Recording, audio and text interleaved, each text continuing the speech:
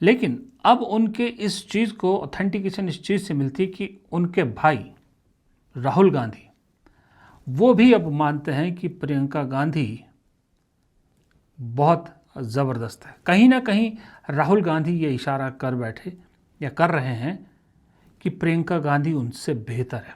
कल सदन में उन्होंने प्रियंका गांधी का जिक्र करते हुए एक बात कही।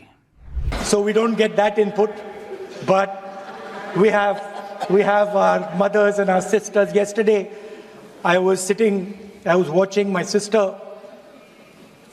achieve something that in 5 minutes achieve something that I have not been able to do in maybe 20 years of my political career, which was to make Mr. Amit Shah ji smile.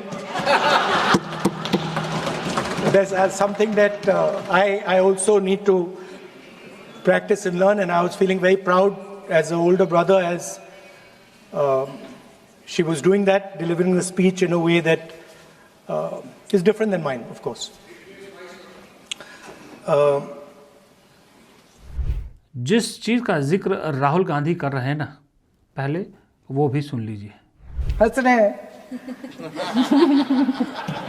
गृह मंत्री जी, हंस रहे हैं। पूरी योजना बना रखी है। चाणक्य आज अगर जिंदा होते तो वो भी चौंक जाते आपकी राजनीतिक कुटिलता पे। एक चीज़ और प्रियंका गांधी की मुझे बहुत अच्छी लगती है, जो मुझे लगता है राहुल गांधी को उनसे ये ज़रूर सीखना चाहिए। वो है कि प्रियंका गांधी अपना होमवर्क बड़ा ज़बरदस्त करके लाती हैं और हाथ में उनके पेपर जो होते हैं ना, उस पे पढ़ के बहुत सारी चीज़ें बोलती हैं।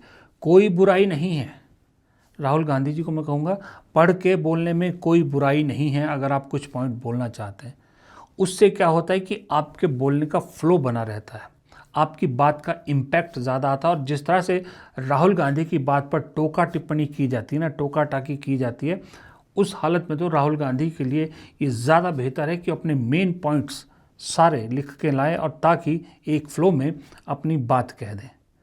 दूसरा, प्रियंका गांधी से राहुल गांधी को ये भी सीखना पड़ेगा कि देखिए, अगर आपको बीजेपी की पॉलिटिक्स से निपटना है, अगर आपको मोदी शाह की राजनीति से लड़ना है, अगर आपको बीजेपी संघ की विचारधारा से लड़ना है, तो चाहो ना चाहो आपको हिंदी भाषा पर अपनी पकड़ बनानी पड़ेगी।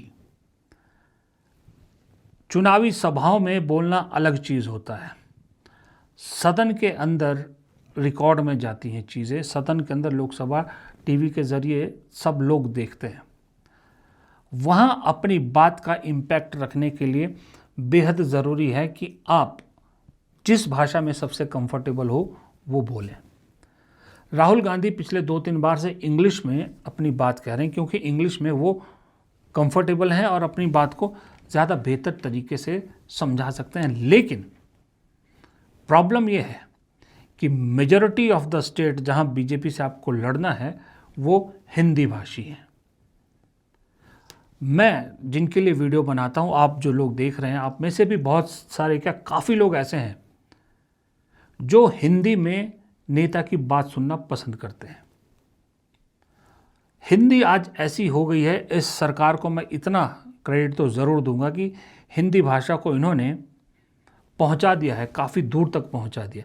हिंदी भाषा एक ऐसी है जो आज कश्मीर का आदमी भी समझ रहा है, जो आज केरल का आदमी भी समझ रहा है। लेकिन अंग्रेज़ी भाषा की थोड़ी सी लिमिटेशन है। अंग्रेज़ी भाषा लिमिटेड लोगों तक पहुंचती है, और जिन लोगों की ये भाषा है हिंदी पट्टी में, जो लोग अंग्रेज़ी में कंफर्टेबल है, वो सब वो लॉबी है जो बीजेपी को पसंद करती है, उनके पॉलिटिक्स को ज़्यादा सूट करती है। यानी आप समझ रहे हैं किसकी बात कर रहा हूँ। और जिनको आप अप्रोच कर रहे हो, जब आप दलित ओबीसी की राजनीति की बात कर रहे हो, उनके दिल में अपनी बात पहुंचाने या उनके दिल तक पहुंचने के लिए भाषा भी वो होनी चाहिए ना, जो भाषा उनको समझ में आए। प्रियंका गांधी भी बहुत बेहतरीन इंग्लिश बोल सकती हैं, लेकिन उनकी हिंदी भी उतनी ही ज़बरदस्त है और हिंदी पे उन्होंने काम भी किया। मुझे ऐसा लगता है कि सांसद बनने से पहले उन्होंने इस बात पे ज़रूर काम किया है कि अपनी हिंदी को और कैसे मजबूत किया जाए, ये राहुल गांधी को सीखने की ज़रूरत है। एक राहुल गांधी को और चीज़ कहूँगा मैं, आप चुनावी सभाओं की भी बात करें तो मैं उस पर भी कह दूँ, कभी डिटेल वीडियो भी इस पर बनाऊँगा अलग से, लेकिन एक छोटी सी बात जिक्र यहाँ करना ज़रूरी है। कोई बुराई नहीं है अगर आप चुनावी सभाओं में टेलीप्रॉम्प्टर का इस्तेमाल करो।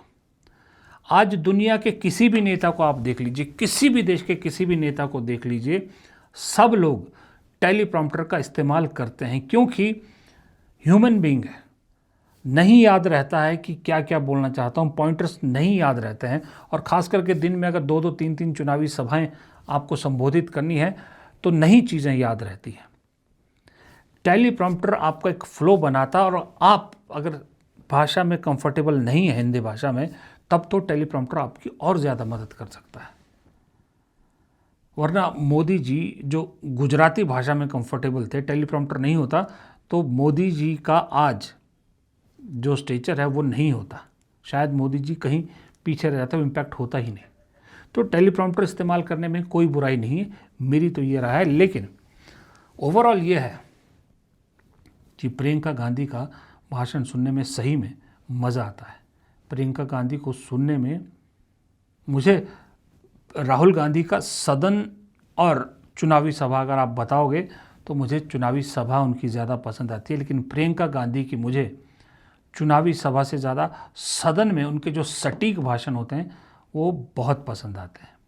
शायद इसीलिए राहुल गांधी कहीं ना कहीं मान रहे हैं कि प्रियंका गांधी ने बहुत कम समय में अपने आप को इतना बेहतर कर लिया है कि कांग्रेस में आज मेरे ख्याल से इंग्लिश में शशि थरूर और हिंदी में प्रियंका गांधी सबसे बेहतरीन वक्ता है लोकसभा में कह रहा हूँ मैं, राज्यसभा में नहीं, सबसे बेहतरीन प्रवक्ता में से, और इतने कम समय में। इसलिए प्रियंका गांधी जब बोलती हैं, सामने अमित शाह मैंने देखा है अक्सर बैठते हैं, कि Priyanka Gandhi across the table, across the parties, हम बड़ी महिला आरक्षण की बात कर रहे हैं, महिलाओं के रिप्रेजेंटेशन की बात करें, लेकिन अभी जो मौजूदा महिलाएं जितनी भी हैं संसद में, चाहे वो मंत्री हैं, चाहे वो पक्ष में हैं, चाहे वो विपक्ष में, आप देखिएगा सबसे दमदार और सबसे सोफिस्टिकेटेड अगर किसी का भाषण होता है, किसी की स्पीच होती है, वो प्रियंका गांधी की होती है। तृणमूल कांग्रेस में 2-3 सांसद बहुत अच्छा बोलती हैं, लेकिन उनके बोलने का अंदाज और उनका एग्रेशन कुछ और होता है। प्रियंका गांधी अब डिग्निटी के साथ एक अपने उसके साथ बहुत अच्छी तरह से अपनी बात भी कहती हैं और सरकार को सुनाती भी हैं।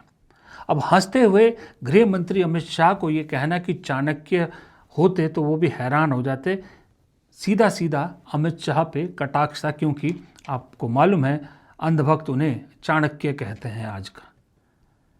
ये सीधा मुंह पे कहना, वो भी हंसते हुए, दम लगता है इसके लिए। कई सीनियर नेता इस तरह का कटाक्ष नहीं कर सकते, खास करके विपक्ष वाले तो अमित शाह और प्रधानमंत्री मोदी पे तो बिल्कुल भी नहीं। अच्छा, बात सिर्फ कटाक्ष की नहीं है, जब वो मुद्दे उठाती हैं बहुत सलीके से उठाती हैं, बहुत सलीके से अपनी बात रखती हैं, ताकि सुनने वाले को भी समझ में आए और जो सत्ता पक्ष जिनको वो सुना रही हैं वो भी ज़्यादा चूं चपट ना कर पाए। अचानक प्रदेशों में चुनाव के दौरान सदन की बैठक बुलाओ, कोई सर्वदलीय बैठक मत बुलाओ, विधेयक का प्रारूप सिर्फ एक दिन पहले सार्वजनिक कर लो ताकि विपक्ष को कोई मौका न मिले कि इस पे चर्चा कर ठीक ढंग से हो। मीडिया और पब्लिक में पहले से ही चर्चा शुरू कर लो कि मोदी जी एक बहुत बड़ा कदम उठाने वाले हैं महिलाओं के उत्थान के लिए। ये विपक्षी दल के जो नेता हैं कुछ समझते नहीं हैं, राष्ट्र के हित में कुछ करते नहीं हैं, विरोध करेंगे। बेचारे मोदी जी इतना बड़ा कदम उठाने वाले हैं, सबको इनका साथ देना चाहिए राजनीति से ऊपर उठकर, और ये कर करके विपक्ष को धर्म संकट में डाल दो। एक तरफ तरफ महिला आरक्षण और दूसरी तरफ आपको काट पीट करने की, पूरे ढांचे को बदलने की स्वतंत्रता, ओबीसी वर्ग को नकारने की स्वतंत्रता। लेकिन राहुल गांधी जब बोलते हैं तब ना गृह मंत्री होते हैं ना प्रधानमंत्री होते हैं, क्योंकि अमित शाह और मोदी जी जानते हैं प्रियंका गांधी में कहीं ना कहीं इंदिरा गांधी की झलक दिख रही है। इंदिरा गांधी जब बोलती थी ना, उसमें एक बहुत ज़बरदस्त सोफिस्टिकेशन होता था। आप सोशल मीडिया पे एक इंटरव्यू देखिएगा, वो बीबीसी का है शायद, उसकी क्लिप आती है जब बीबीसी के रिपोर्टर ने इंदिरा गांधी से पूछा कि आपको भारत की सरकार में इकलौता पुरुष कहा जाता है, मैन कहा जाता है, ये मतलब है, तो इसको आप कैसे लेती? तो उन्होंने कहा ये मुझे इंसल्ट महसूस होती है कि क्यों मैं अपने आप को पुरुष कहा जाए मुझे। पर जिस सादगी से और जिस सोफिस्टिकेशन से उन्होंने वो जवाब दिया ना, वही आपको सदन के अंदर प्रियंका गांधी के अंदर झलकता नजर आएगा। इसलिए उनकी बात पे न ज़्यादा टोका टाकी कर पाते हैं बीजेपी वाले और न ज़्यादा शोर मचा पाते हैं।